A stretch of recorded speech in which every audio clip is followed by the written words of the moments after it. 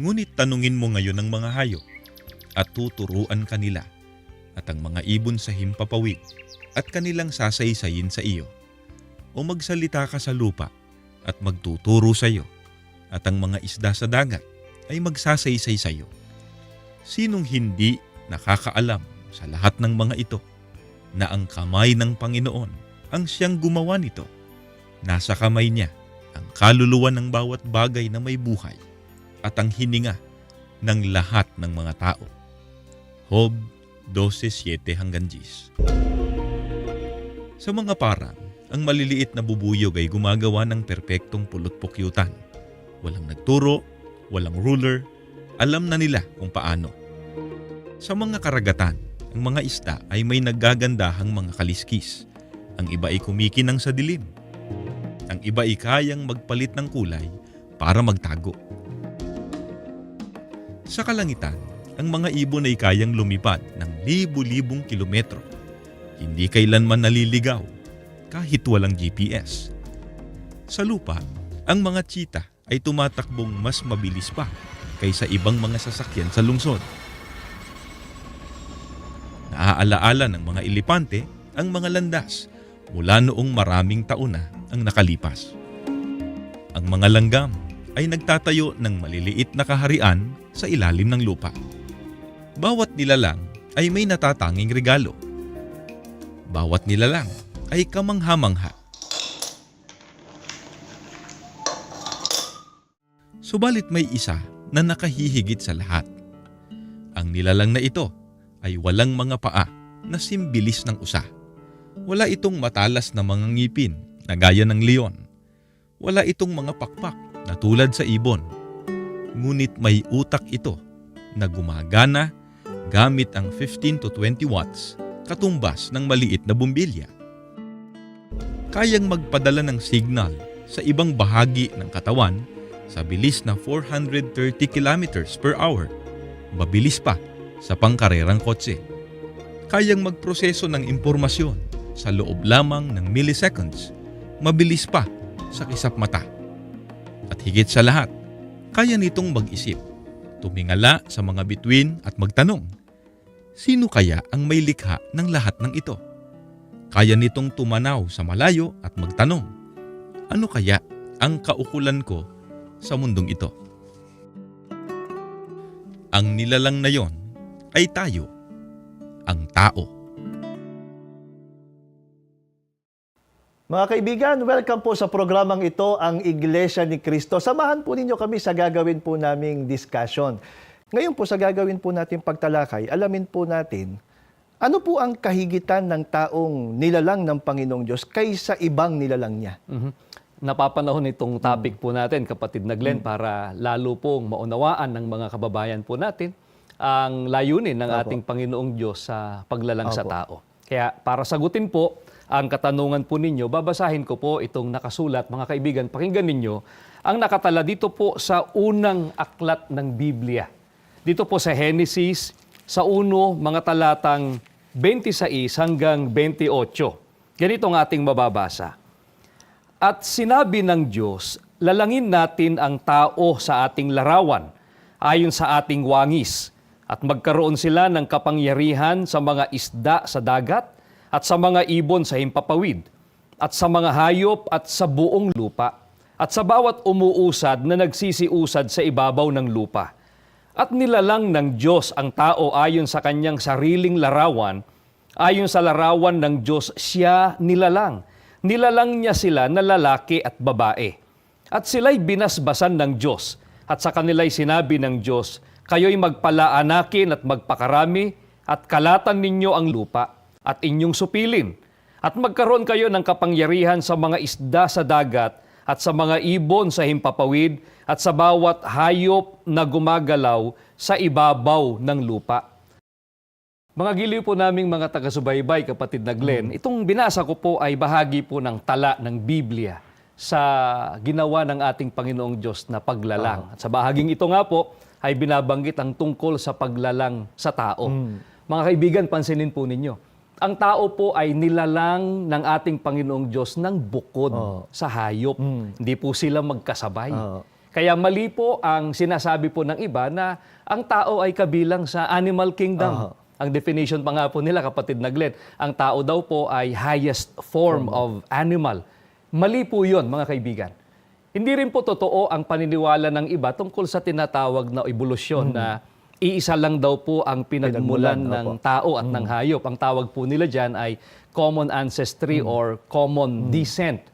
Alinsunod po sa binasa nating pahayag kanina, ang tao po ang binigyan ng ating Panginoong Diyos ng kapangyarihan sa lahat po ng hayop, sa lahat po ng ibon, lahat po ng isda, lahat po ng umuusad sa lupa. Sa makatwid, kapatid Adan, ang ibang nilalang ng Panginoong Diyos, nilalang niya para po sa tao. Tama po. Pero ang tao po, para po kanino? Pakinggan po ninyo, babasahin ko po ang nakasulat naman dito po sa Ecclesiastes. Ganito pong banggit sa atin ng Biblia.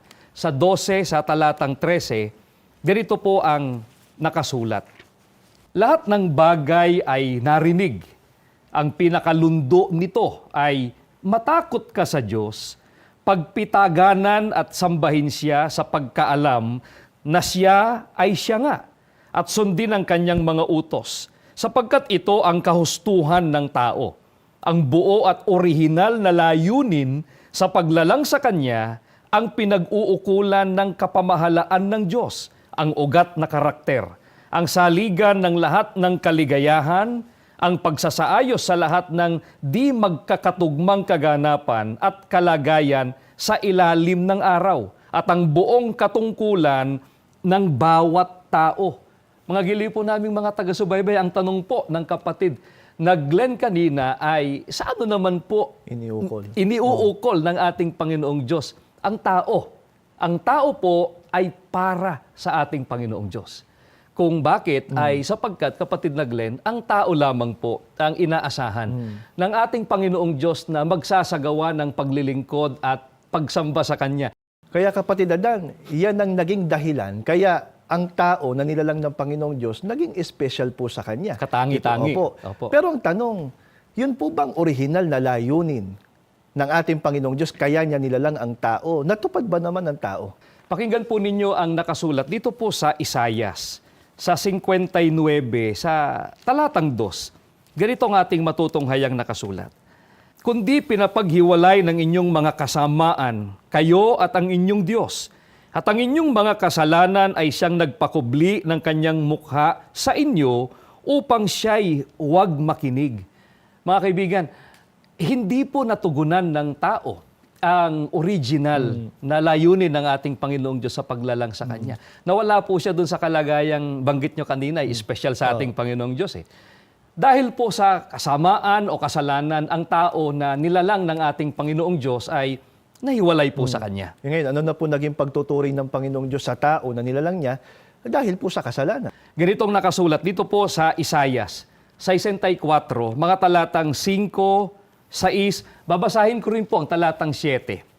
Narito, ikaw ay napuot at kami ay nagkasala. Napasa kanila kaming malaong panahon at maliligtas baga kami, sapagkat kaming lahat ay naging parang marumi at ang lahat naming katwiran ay naging parang basahang marumi, sapagkat ikinubli mo ang iyong mukha sa amin at iyong pinugnaw kami sa aming mga kasamaan. Mga kaibigan, narinig po ninyong pahayag ng banal na kasulatan.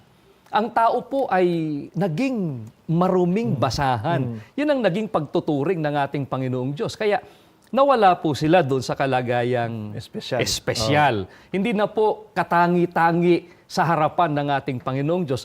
Katulad na lang po ng iba pang mga nilalang ng ating Panginoong Diyos, ang tao. Kasi kung yun lang tawagin kang basahan, di po ba?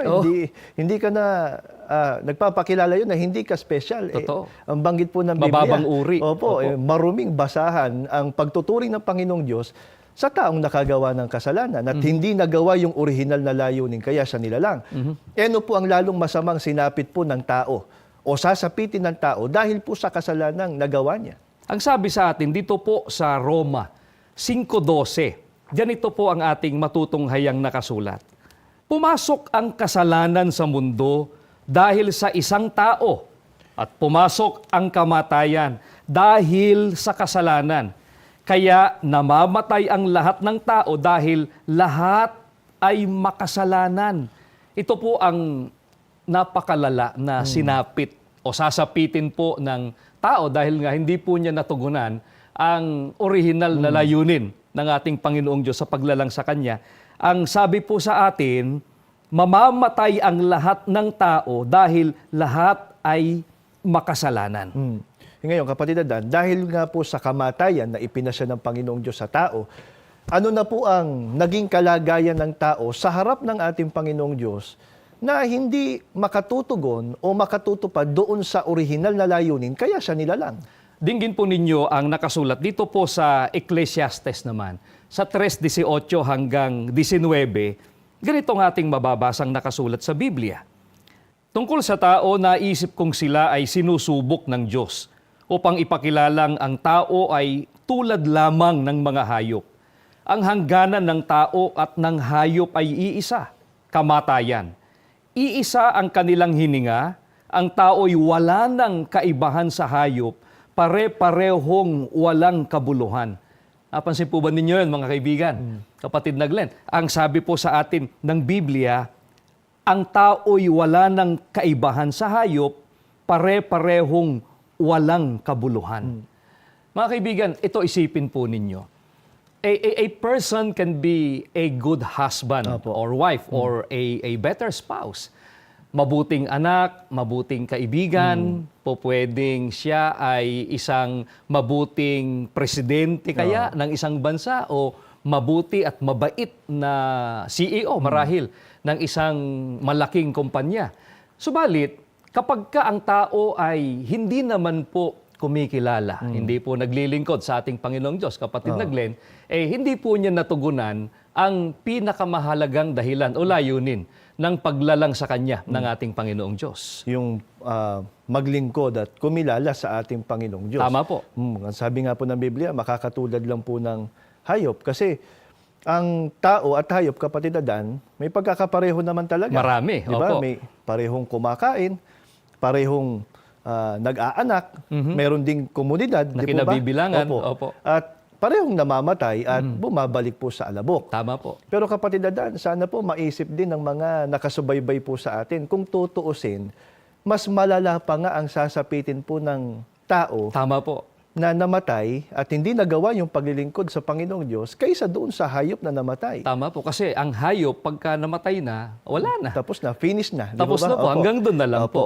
Pero, mga kaibigan, ang taong nagkasala, ay pagkamatay po niya, meron pa siyang haharapin. Alin po yung haharapin na yun ng tao na nahiwalay sa Panginoong Diyos dahil po sa kasalanan pagkatapos po ng kamatayan? Mga kaibigan namin, pakinggan po ninyo ang pahayag ni Apostol Pablo. Ang sabi po niya, dito po sa Hebreo 9:27 ay ganito. At kung paanong itinakda sa mga tao ang mamatay na minsan at pagkatapos nito ay ang paghuhukom. Mga kaibigan, ito po ang mangyayari sa tao pagkamatay niya, kapatid na Glenn. Pagkatapos po ng kamatayan ay meron pa pong magaganap na paghuhukom. Kaya mga kaibigan, alam po ninyo, dapat po na maunawaan nating lahat na dahil po sa kasalanang nagawa ng tao, nawala po yung kahigitan po ng tao o pagiging espesyal niya sa harapan ng ating Panginoong Diyos. Dahil nga po sa kasalanan, nahiwalay po ang tao sa ating Panginoong Diyos, hindi po niya maisagawa ang paglilingkod, ang marapat na pagsamba sa ating Panginoong Diyos. Yun pa naman po ang dahilan kaya siya naging espesyal sa ating Panginoong Diyos. Paano po kung sabihin ng iba, kapatid Adan, maglilingkod kami sa Panginoong Diyos para makabalik kami doon sa kalagayang espesyal sa harap ng ating Panginoong Diyos. Ang sabi po ni Apostol Pablo dito po sa Roma, sa 10:2 hanggang sa talatang 3, mapatutunayan kung sila'y nagsisikap na maging kalugod-lugod sa Diyos.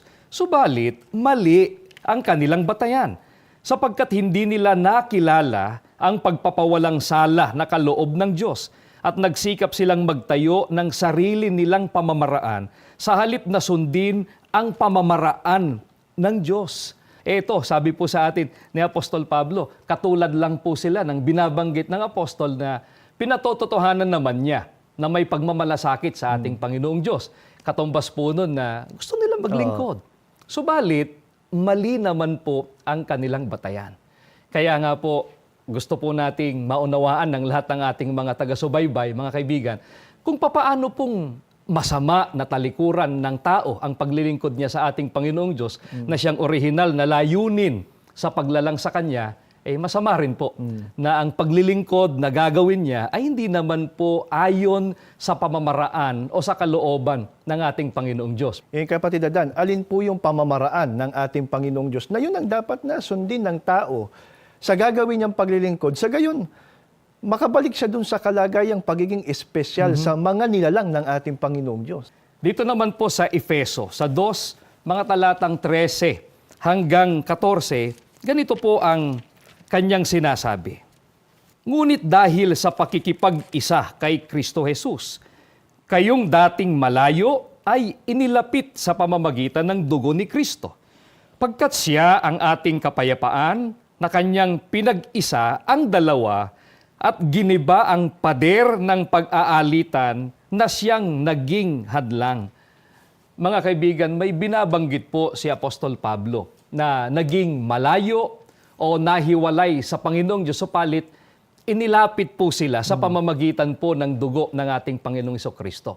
At sa pamamagitan nga po noon, termino po ng banal na kasulatan ay iginiba ang pader ng pag-aalitan na nasa gitna na siyang nagpapahiwalay sa tao at sa ating Panginoong Diyos. Kapatid Adan, ano po ang idinulot o ibinunga sa tao na inilapit sa Panginoong Diyos sa pamamagitan po ng dugo ng Panginoong Hesukristo? Yan ang sinasagot naman po ng nakasulat sa Ebreo, mga kaibigan.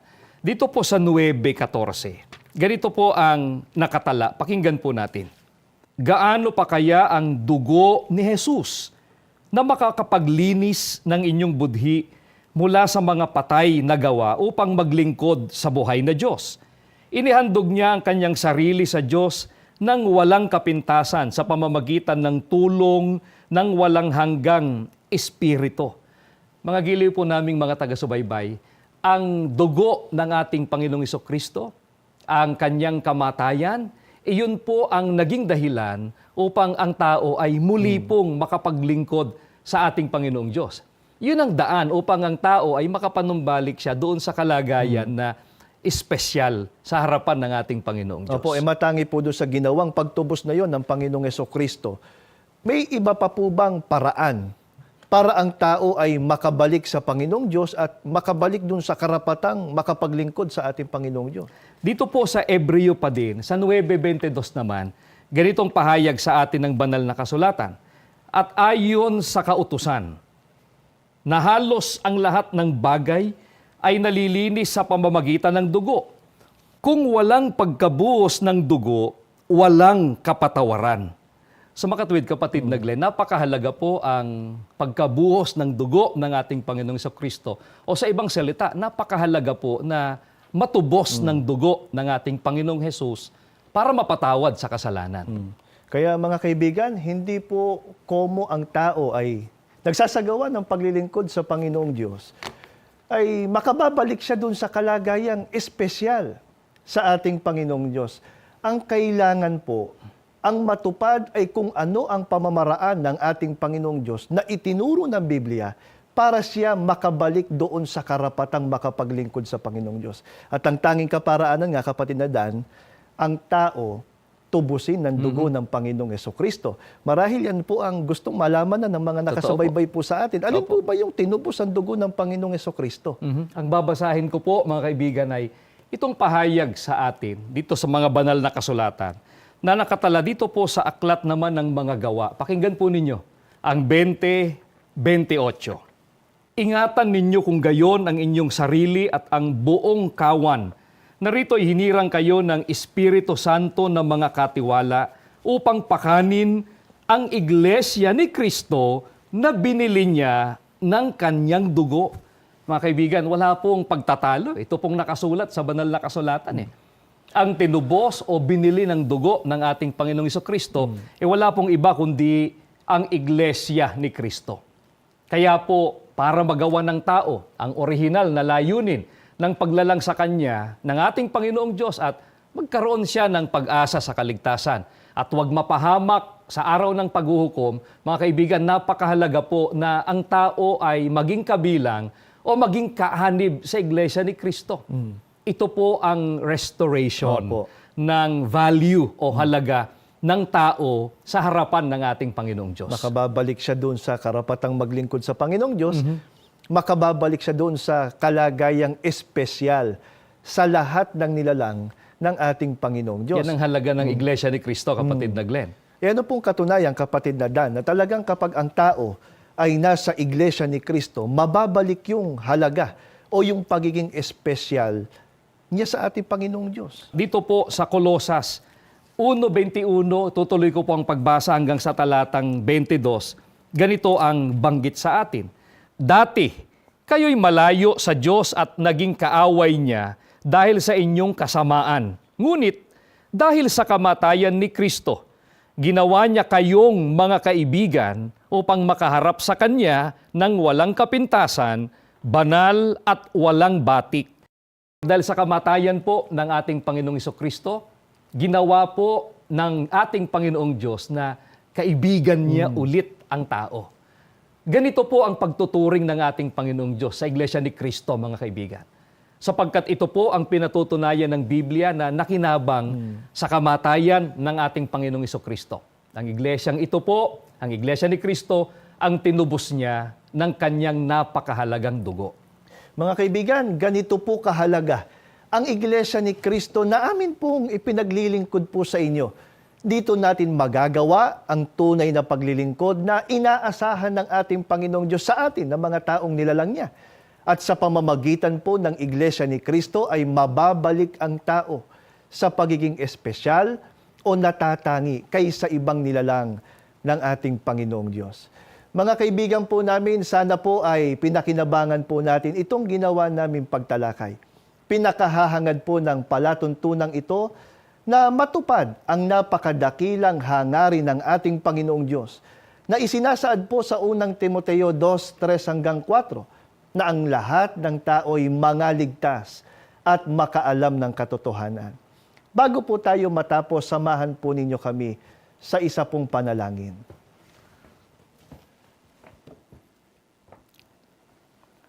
Manaming Diyos, Diyos na may lalang sa amin at nagkaloob sa amin ng buhay. Amen.